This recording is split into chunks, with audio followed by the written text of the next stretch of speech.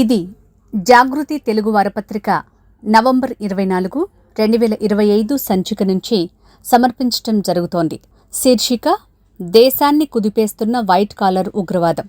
అన్ని రంగాలు సాంకేతిక పరిజ్ఞానం పుణ్యమాని సరికొత్త రూపును సంతరించుకుంటున్న విధంగానే ఉగ్రవాదంలో కూడా కొత్త కోణం ఆవిష్కృతమవటం తాజా పరిణామం. 1990 తర్వాత టెక్నాలజీలో వేగంగా చోటు చేసుకున్న మార్పులు, ప్రపంచీకరణ, విద్యావంతుల్లో మారుతున్న ధోరణుల వల్ల ఈ తరహా ఉగ్రవాదం విస్తరిస్తోంది. ఫలితంగా సైబర్ ఉగ్రవాదం, ఆర్థికపరమైన మద్దతు, బయో టెర్రరిజం వంటి రూపాలను సంతరించుకుంటుండటం ప్రభుత్వాలను ఉలికిపాటుకు గురిచేస్తోంది. ఇప్పటివరకు ఉపాధి అవకాశాలు దొరకని, పెద్దగా చదువు అబ్బని యువతను మత ఛాందసవాదం ముసుగులోకి లాగి వారి చేత విధ్వంసాలు సృష్టించటం మనం చూసాం. ఇప్పుడు సమాజంలో గౌరవ వృత్తుల్లో కొనసాగుతున్న విద్యావంతులు కూడా ఈ ఊబిలో కూరుకుపోవటం దారుణం మాత్రమే కాదు, సమాజానికి అత్యంత ప్రమాదకరం కూడా.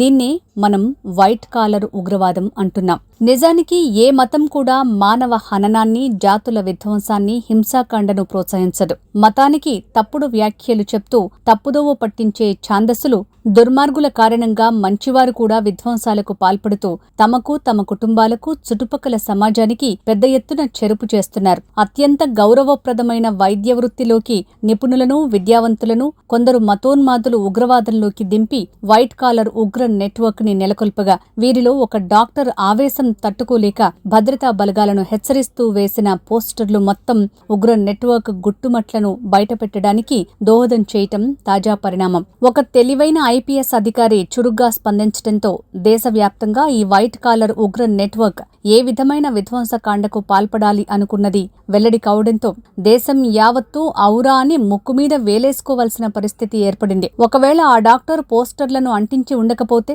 లేశమాత్రం అనుమానానికి కూడా ఆస్కారం లేని ఈ వైట్ కాలర్ ఉగ్ర నెట్వర్క్ బయటపడి ఉండేది కాదేమో. కుల్గాంలోని వాన్పురాకు చెందిన డాక్టర్ ఆదిల్ అహ్మద్ అక్టోబర్ నెలలో భారత భద్రతా బలగాలను బెదిరిస్తూ శ్రీనగర్, బాన్పురా, నౌగాం సహా అనేక చోట్ల పోస్టర్లు వేయించడం కొనసాగించాడు. నిజానికి 2019 వరకు కశ్మీర్ ఉగ్ర సంస్థలు సైనిక అధికారులను బెదిరిస్తూ పోస్టర్లు వేసేవారు. సైన్యం అప్రమత్తత కారణంగా ఇది బాగా తగ్గిపోయింది. అక్టోబర్ 19న శ్రీనగర్లో రహస్యంగా తరలిస్తున్న ఈ జైషే మహమ్మద్ పోస్టర్లను ఐపీఎస్ ఆఫీసర్ సందీప్ గుర్తించారు. తక్షణమే సీసీటీవీ ఫుటేజ్ తెప్పించి 3 యువకులు పోస్టర్లను తరలిస్తున్న దృశ్యాలను గుర్తించారు. వారిని అరెస్టు చేసి విచారించగా షోపియాన్కు చెందిన మత గురువు ఇమాం ఇర్ఫాన్ అహ్మద్ ఆధ్వర్యంలో జైషే కుట్ర జరుగుతున్నట్టు వెల్లడైంది. విచారణలో జమ్మూ కశ్మీర్, హర్యానా, ఉత్తరప్రదేశ్లలో ఉగ్ర దాడులకు పథకం వేసినట్లు వెలుగులోకి వచ్చింది. ఈ నేపథ్యంలో ఫరీదాబాద్లోని అల్ ఫలాహ్ యూనివర్సిటీలో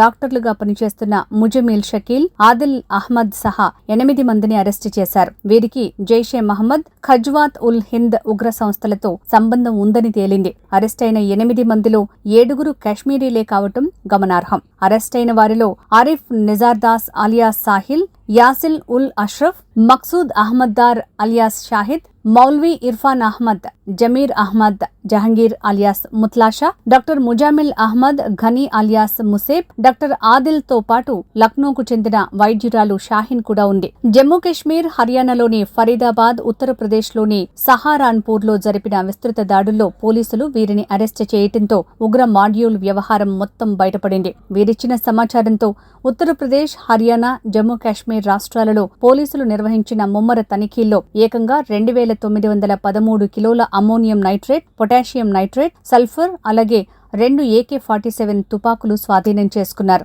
ఇటీవలి కాలంలో ఇంత పెద్ద మొత్తంలో పేలుడు పదార్థాలను పై 3 రాష్ట్రాల పోలీసులు స్వాధీనం చేసుకోవటం ఇదే తొలిసారి. అనంతనాగ్ ప్రభుత్వ వైద్య కళాశాలలో ఆదిల్కు చెందిన లాకర్లో AK-47 రైఫిల్ లభించింది. ఇతన్ని విచారించినప్పుడు ముజామిల్ ఘనీ షకీల్ అనే మరో వైద్యుడు సైతం ఈ ఉగ్ర కుట్రలో భాగస్వామి అని వెల్లడైంది.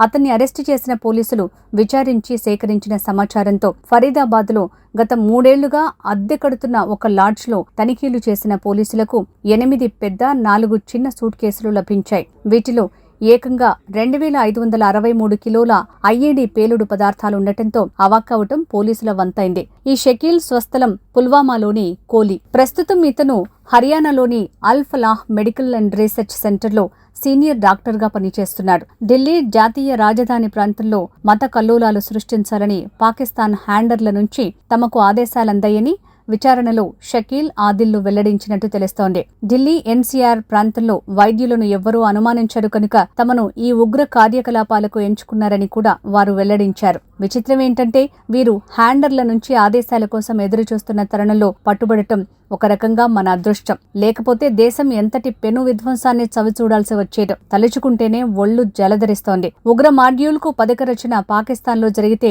ఆదేశాలు అక్కడి హ్యాండ్లర్ల నుంచి అందుతాయి. 2018-21 మధ్య కాలంలో కశ్మీర్లో భద్రతా బలగాల కాల్పుల్లో గాయపడిన ఉగ్రవాదులకు చికిత్స చేసినట్టు కూడా వీరు విచారణలో అంగీకరించడం గమనార్హం. ఈ భారీ హింసాకాండకు పథకం వేసిన జైషే మహమ్మద్ ఉగ్ర కుట్రను చిన్న పోస్టర్తో ఛేదించిన ఘనత కర్నూలు జిల్లాకు చెందిన డాక్టర్ జీవి సందీప్ చక్రవర్తికి దక్కుతుంది. ఈ పోస్టర్లను గుర్తించిన ఆయన సంబంధిత అధికారులను అప్రమత్తం చేసి దేశాన్ని పెను విధ్వంసం నుంచి కాపాడారు. ఈయన మన తెలుగువాడు కావటం మనకు గర్వకారణం. ఈయన ఇప్పటికే 6 సార్లు రాష్ట్రపతి పోలీస్ శౌర్య పథకం అందుకున్నారు. ఈ ఏడాది స్వాతంత్ర్య దినోత్సవం సందర్భంగా ప్రెసిడెంట్ మెడల్ అందుకున్నారు. ఇది ఆయనకు మరో అవార్డు కావటం విశేషం.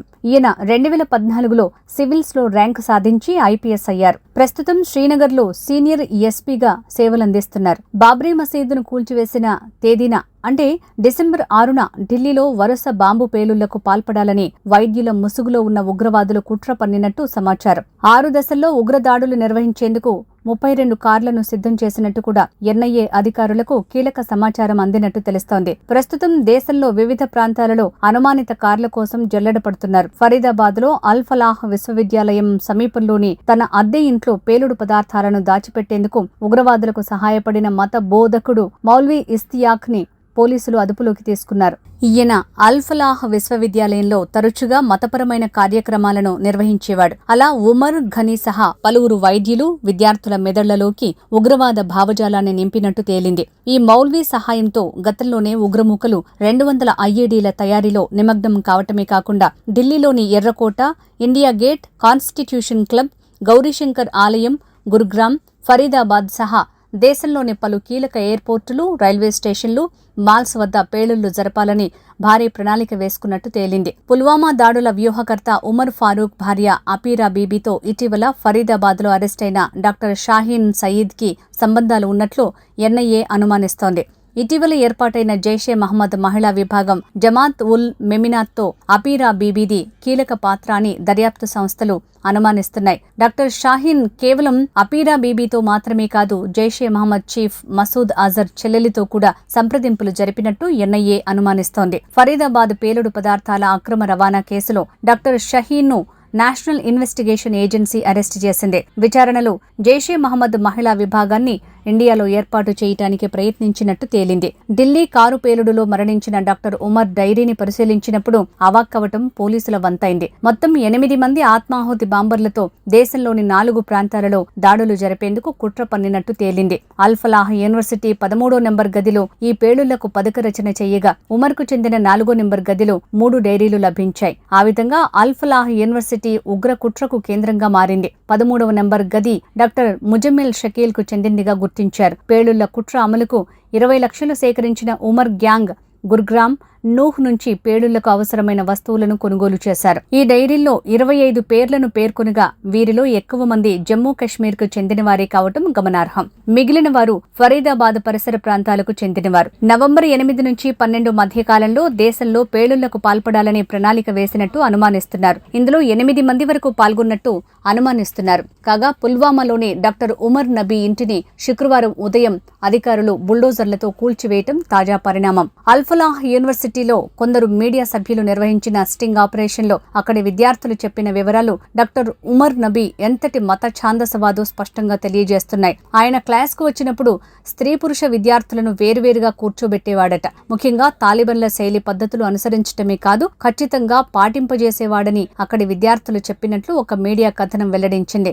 అంతేకాదు డాక్టర్ ఉమర్ నబీ, డాక్టర్ ముంజామిల్ సయీద్ గనాయ్ ఎవరితో కలిసేవారు కాదని, కొత్తగా చేరిన వారికి వీరెవరో కూడా తెలిసేది కాదని కాదని అక్కడి సిబ్బంది తెలిపినట్లు ఈ కథనం వివరించింది. ముఖ్యంగా డాక్టర్ ఉమర్ నబీ పూర్తి అంతర్ముఖుడిగా ఉంటూ ఎవరితో కలిసేవాడు కాదని కూడా వివరించింది. ఇప్పుడు ఢిల్లీ బాంబు పేలుడు ఘటన తర్వాత అల్-ఫలాహ్ ఆసుపత్రికి వచ్చే రోగుల సంఖ్య కూడా గణనీయంగా పడిపోయిందని సమాచారం. ప్రస్తుతం కళాశాల యజమాని డాక్టర్ షహీన్ సయీద్ కూడా పోలీసుల అదుపులో ఉండటం గమనార్హం. ఈ మొత్తం ఉగ్ర కుట్రల నేపథ్యంలో అసోసియేషన్ ఆఫ్ ఇండియన్ యూనివర్సిటీస్ అల్-ఫలాహ్కి ఇచ్చిన సభ్యత్వాన్ని తాత్కాలికంగా రద్దు చేసింది. యూనివర్సిటీకి చెందిన ఉగ్రవాద అనుమానితుల అరెస్ట్ నేపథ్యంలో ఈ నిర్ణయం తీసుకున్నారు. ఉగ్రవాదులు భారీ సంఖ్యలో మానవ హననానికి మరో పథకం కూడా పన్నినట్టు తేలింది. అహ్మదాబాద్ ఏటీఎస్ పోలీసులు ఇస్లామిక్ స్టేట్ ఖురాసన్ ప్రావిన్స్ కు చెందిన 3 ఉగ్రవాదులను అరెస్టు చేశారు. వీరిలో హైదరాబాద్ రాజేంద్రనగర్ కు చెందిన డాక్టర్ అహ్మద్ మొహియుద్దీన్ సయ్యద్, ఉత్తరప్రదేశ్ షామ్లీ జిల్లాకు చెందిన ఆజాద్ సులేమాన్ షేక్, లక్ష్మీపూర్ ఖేరీ జిల్లాకు చెందిన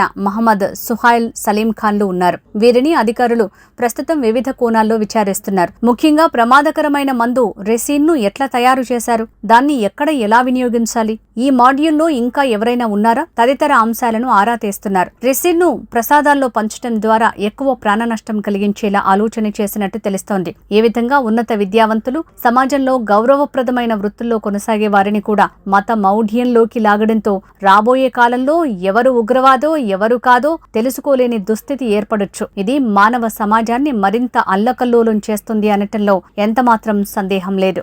ఇది జాగృతి తెలుగు వారపత్రిక నవంబర్ 24, 2025 సంచిక నుంచి సమర్పించడం జరిగింది. శీర్షిక: దేశాన్ని కుదిపేస్తున్న వైట్ కాలర్ ఉగ్రవాదం. నమస్కారం.